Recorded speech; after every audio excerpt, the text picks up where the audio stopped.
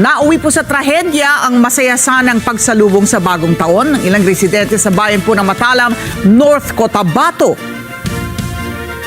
22 katao ang sugatan matapos hagisan ng granada ang isang grupo kabilang ang ilang minor de edad habang nasa kasagsagan ng pagsasayak kagabi.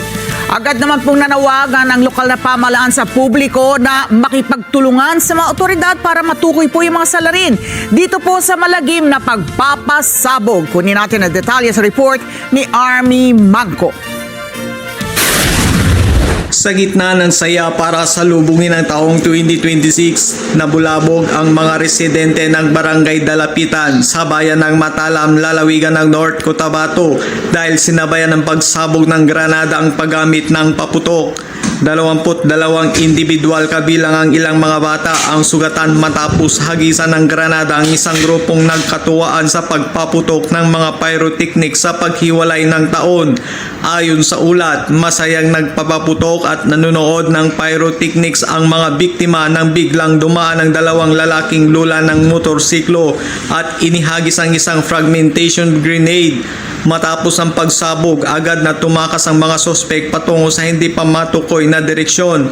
Sa ngayon, itinaas na ang alerto at nagsagawa na ng malawakang manhunt operation ng Police Regional Office 12 at mga intelligence agent mula sa 601st Infantry Brigade ng Philippine Army sa pamumuno ni Brigadier General Ricky Bunayog. Mariin namang kinondina ni North Cotabato Governor Emilio Talino Mendoza ang karahasang ito. Bilang chairman ng Provincial Peace and Order Council, tiniyak ng gobernador na gagawin ang lahat upang mabigyan ng katarungan ng mga biktima. Nananawagan din ang lokal na pamahalaan sa mga opisyal ng barangay at munisipyo na makipagtulungan sa pulisya para matukoy ang pagkakakilanlan ng mga salarin.